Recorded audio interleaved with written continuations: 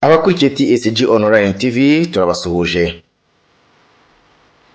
Inzego z'ubuzima muri Afurika y'Epfo zategetse ko kuva ubu gufata inkingo muri iki gihugu ari itegeko. Uru rwego ruvuze ibi mu gihe ngo ubushake bwo kwikingiza bwagabanutse cyane, nyamara stoke z'inkingo za COVID-19 muri iki gihugu zicyuzuye kugera no hejuru. Kugira ngo icyemezo cya Minisiteri y'Ubuzima gishyirwe mu ngiro muri iki gihugu, Guverinoma ya Afurika y'Epfo nayo yahise igabanya iminsi umuntu yari asanzwe yiha hagati y'urukingo n'urundi kugira ngo gukingira byihute kandi bibe inshuro zirenze imwe kuri buri munyafurika y'Epfo. Kuva ubu umuntu wafashe doze ya mbere y'urukingo rwa Pfizer azajya ategereza iminsi 21 aho kuba 42 ngo ahabwe iya kabiri, naho abafashe doze ya kabiri bose ubu bemerewe kwishimangiza nyuma y'amezi 3 gusa aho kuba amezi 6 nk'uko byari bisanzwe. Ibi kandi birajyana no guha uburenganzira abakuze bamaze guhabwa urukingo rwa Johnson & Johnson ko bakwikingiza urwa Pfizer nyuma y'amezi 2 gusa baruhawe, cyangwa uwahawe doze ya kabiri ya Pfizer akaba yakwishimangiza doze ya Johnson & Johnson, cyane ko uru rwego ruvuga ko ntacyo byamutwara. Icyemezo cyo kugira itegeko kwikingiza muri iki gihugu birajyana no gukora ibishoboka byose ngo inkingo zigere ku bazikeneye byoroshye. Bivuze ko leta igiye gushyira imbaraga mu kwegereza abaturage izi nkingo aho bari hose. Afurika y'Epfo yagaragaje umubare udasanzwe w'abanduye coronavirus ndetse inahitana abatari bakeya, ku buryo leta yashyize imbaraga mu gukingira no kubaka uruganda rw'inkingo kugira ngo ziboneke ku bwinshi mu buryo bwo gukumira izi mfu za hato na hato zakuruwe n'icyorezo cya COVID-19. Kugeza ubu hamaze gukingirwa byuzuye 29% bya miliyoni 60 zituye muri Afurika y'Epfo na 42% bya miliyoni 40 z'abakuze muri iki gihugu. Ni imibare iri hejuru ugereranyije n'uburyo ibindi bihugu muri Afurika bimaze gukingira abaturage babyo. Icyakora ngo uyu mubare uracyari muto ugereranyije na gahunda ya leta ya Afurika y'Epfo ifite yo gukingira abaturage bayo. Ku rundi ruhande ariko bimwe mu bihugu byo byatangiye koroshya amabwiriza ya COVID-19. Urugero ni nkaho igihugu cya Uganda cyatangaje ko gikuyeho amabwiriza ategeka abantu bose bakoresha umupaka wacyo na Kenya kubanza kwipimisha COVID-19. Ibi icyo gihugu kivuga ko biri mu rwego rwo korohereza urujya n'uruza rw'abantu n'ibintu, ni nyuma y'uko hagaragaye imirongo minini y'amakamyo ku mupaka byaviriyemo ibicuruzwa byinshi gutinda kugera ku masoko.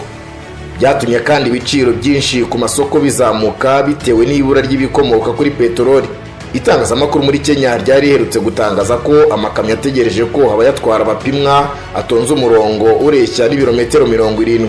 Umukozi muri Minisiteri y'Ubuzima ya Uganda Charles Oraro yabwiye ibiro ntaramakuru y'Abafaransa ko leta yategetse ko ibikorwa byo gupima abantu ku mupaka uhuza igihugu cye na Kenya bihagaritswe by'agateganyo. Yavuze ko biri no mu rwego rwo kurinda abashoferi kutanduzanya bitewe n'umuvundo ku mupaka. Leta ya Uganda yakuyeho amabwiriza yategekaga ko abavuye mu mahanga banyuze ku kibuga cy'indege cya Entebbe kwipimisha COVID-19 hakoreshejwe ibizamini bya PCR. Ubu ushaka iyo serivisi azajya yihabwa ariko abikore ku bushake bwe.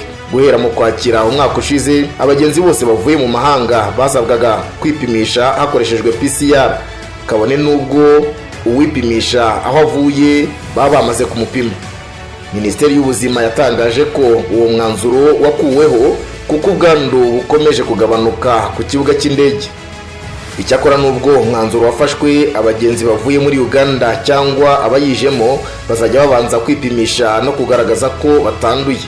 Uganda iri kwigobotora icyiciro cya 3 cy'ubwandu bukomeye bwa COVID-19 yo mu bwoko bwa Omicron. Hashize iminsi haboneka abarwayi bashya bagera kuri 50 mu gihe inkingo zisaga miliyoni 15 zimaze gutangwa. Uko biri kose birasa naho icyorezo cya COVID-19 kiri kugenda kigabanuka ukurikije uburyo za leta ziri gukangukira koroshya ingamba zo kuyirinda, nubwo nta na hamwe zirakurwaho burundu mu buryo bweruye. Icyakora nubwo bisa naho ari amakuru meza kuri benshi babangamiwe na COVID-19, nanone agatima ntikahita gashyirwa impembero byoroshye, cyane ko urwishe yanka n'ubu bisa naho rukiyikurikiranye. Ibi ndabihera ku makuru yatangiye gucicikana hirya no hino ku isi yatangajwe n'umuherwe Bill Gates waburiye ko nubwo icyorezo cya COVID-19 cyagenjeje make hadafashwe ingamba zikakaye hashobora kwaduka ikindi cyorezo. Bill Gates aganira n'ikinyamakuru CNBC yemeza ko ingaruka za COVID-19 zikomeje kugabanuka. Icyakora ngo mu gihe cya vuba hagiye kwaduka ikindi cyorezo. Ni mu kiganiro agiranye n'umunyamakuru Hadley Gambo wa CNBC nyuma y'inama ngarukamwaka yiga ku mutekano w'isi yateranye ku wa gatanu tariki ya 18 Gashyantare i Munich mu Budage. Mu ijambo rye yavuze ko iki cyorezo gishya gishobora kuzaterwa na virusi pathogens itandukanye n'iyateye COVID-19. Gates yongeraho ko aho isi igeze mu ikoranabuhanga bashobora kugikumira no kukirwanya hakiri kare. Ati hagiye kuza ikindi cyorezo kizaterwa n'indi virusi itandukanye n'iyateye COVID-19. Bill Gates abwira umunyamakuru COVID-19 yadutse tumaze kuyitsinda imyaka 2 ishize nubwo yahitanye benshi. Bill Gates abona ingaruka zikomeye zayo abatuye isi barabashije guhangana nayo. Yavuze ko benshi batuye isi imibiri yabo yagize ubudahangarwa bwo kuyirwanya ndetse ko ubukana bwayo bwarangiranye n'ubwoko bwayo bwaherukaga bwitwa Omicron. Mu busanzwe iyo icyorezo kimaze gusakara kirimo ubushobozi bwo kuba mu mubiri w'umuntu kitawuhungabanyije bikarangira kiwuvuyemo. Ibi nibyo uyu muherwe yahereyeho yemeza ko COVID-19 yabashije kwivana mu mubiri wa muntu mu bice bitandukanye by'isi kuruta uko inkingo zabikoze. Kenshi kuzahazwa n'iki cyorezo byasabaga ko uburwaye indwara zirimo diabete, umubyibuho ukabije cyangwa ukabushaje cyane n'ibindi. Kubera ko icyorezo cyasakaye hose, Bill Gates yanenze ibigo by'ubushakashatsi n'ubuvuzi byatinze gukora inkingo za COVID-19 ndetse anatanga igisubizo cyahangana n'icyorezo gishobora kwibasira isi mu gihe gito kiri imbere. Bill Gates yavuze ko bitari gushoboka ko intego y'umuryango mpuzamahanga ushinzwe ubuzima WHO igerwaho yo gukingira 70% by'abatuye isi hagati y'umwaka wa 2022 ari wo uyu turimo. Ni mu gihe kugeza ubu 61.9% by'abatuye isi batewe byibuze urukingo rwa mbere rwa COVID-19. Kuri iyi ngingo ngo isi ikwiye kwihuta mu gukora inkingo z'ibyorezo.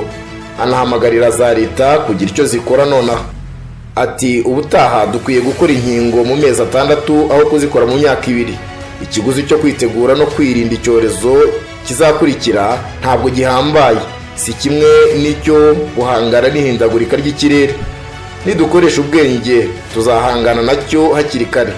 Gates abwira Gambo umuryango Bill and Melinda Gates bafatanyije n'ikigo UK Wellcome Trust bamaze gutanga arenga miliyari 300, ni ukuvuga miliyoni 300 z'amadolari.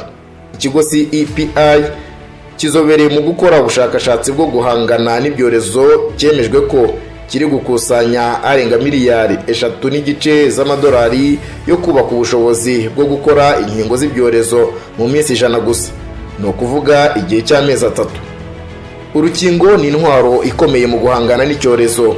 Kuri ubu ibihugu hafi ya byose ku isi byahagurukiye gukingira abaturage babyo. Nyamara nubwo abantu bari kumaranira kwikingiza ngo birinde, hari urundi ruhande rw'abantu na n'ubu bagishidikanya ku nkingo ndetse batiteguye kwikingiza. Ibi rero bituma kuri ubu isi yaramaze gucikamo ibice bibiri, birimo abemeye kwikingiza ndetse n'abatabishaka burundu. Mu by'ukuri ugendeye ku mahame menshi yerekeranye n'uburenganzira bwa muntu, avuga ko ibintu byose bigendanye n'uburenganzira bwite bwa muntu ari amahitamo ye ku giti cye, bityo ko nta n'umwe ufite uburenganzira bwo kumuhitiramo cyangwa kumufatira icyemezo icyo ari cyo cyose kirebana n'ubuzima bwe. Nyamara ku rukingo rwa COVID-19 siko biri, kubera ko nubwo bitavugwa ku mugaragaro bisa naho urukingo rwa COVID rwamaze kuba itegeko n'agahato, wabyanga wabyemera. Urugero ni nkaho mu gihugu cy'Ubushinwa ubu hamaze kujyaho ibwiriza ritanga porogaramu ya mudasobwa y'ijambo banga ryerekeye iby'ubuzima yiswe Health Code App. Iyi porogaramu ikazajya yereka umuntu niba yarikingije cyangwa niba atarikingije COVID-19. Ibi bizajya bikorwa ku muntu wese ushaka serivisi rusange zinyuranye muri iki gihugu, nko kugura icyumba cya hoteli cyangwa gutega gari ya moshi na bisi z'abagenzi basanzwe. Muri Espagne ho Minisiteri y'Ubuzima yamaze gutangaza ko leta iri gukora urutonde rw'abantu bose banze kwikingiza COVID-19 ndetse bakaba bateganya ko urwo rutonde ruzahabwa umuryango uhuriyemo ibihugu byose by'Uburayi, ku buryo ibyo bihugu bizaba bifite amakuru y'uwo muntu wanze kwikingiza agakumirwa mu buryo ubwo aribwo bwose. Ku rundi ruhande, leta zikomeje gushyira imbaraga mu gukora inkingo no gusaba abaturage babo kuziteza ku bwinshi.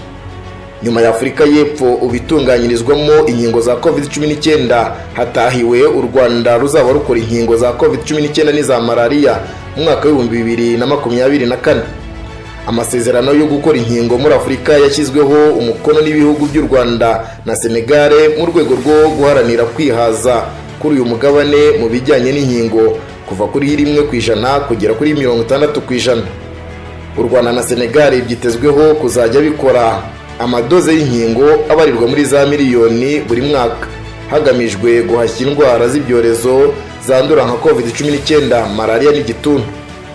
Komeza ubane na TSG Online TV, ibiganiro byacu byo bizahoraho.